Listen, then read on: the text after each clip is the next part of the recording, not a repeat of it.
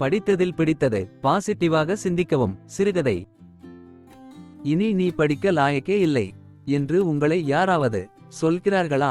இதை படிங்க. வாழ்வில் முன்னேற கடின உழைப்பு மட்டுமின்றி சூழ்நிலைக்கு தகுந்த மாதிரி எடுக்கும் முடிவுகளும் முக்கியம் என்பதை உணர்த்தும் சம்பவம். ஒரு மாணவன் முழு ஆண்டு தேர்வில் அனைத்து பாடங்களிலும் ஃபெயில். தலைமை ஆசிரியருக்கு கோபம் வந்து விட்டது. இப்பள்ளியில் 10 வருஷமா படிச்சிருக்கே, ஒரு பாடத்துல கூட பாஸாகலை.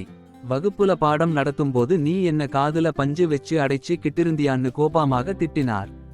அந்த பையன் அமைதியாக நின்றிருந்தான். இனி நீ படிக்க லாயக்கே இல்லை என்று டிசி கொடுத்து அனுப்பிவிட்டார். அந்த பையன் தெருவில் இறங்கி நடந்தான். உன் காதில் என்ன பஞ்சா அடைத்து வச்சிருக்கே என்ற அந்த வார்த்தை காதில் ஒலித்து கொண்டே இருந்தது. உடனே தன் காதுகள் இரண்டையும் நன்றாக முடினான். அமைதியான அந்த உலகம் அவனுக்கு வித்தியாசமாக தெரிந்தது. ஒரு புதிய சிந்தனை உருவானது. தலைமை ஆசிரியர் சொன்னது போல் பஞ்சு வைத்து காதை அடைத்து பார்த்தான். ஒரு புது சாதனத்தை வடிவமைத்தான். அதன் பெயர் இயர் மஃப். பரீட்சைக்கு படிக்கிறவர்கள் தொந்தரவின்றி படிக்க வாங்கினார்கள். இரைச்சலான இடங்களில் வேலை செய்பவர்கள் வாங்கினார்கள். ஓரளவுக்கு வியாபாரம் நடந்தது. அச்சமயம் முதல் உலகப் போர் ஆரம்பமானது. பீரங்கி சத்தத்தினால் காது செவிடாகாமல் தடுக்க இயர்மஃப் கட்டாயம் அணிய வேணும் என அதிகாரி உத்தரவிட்டார். போர்வீரர்களுக்கு வசதியாக ஹெல்மெட்டில் அமைத்து கொடுத்தான். கோடீஸ்வரனானார். அவர்தான் செஸ்டர் கீரின்வுட்.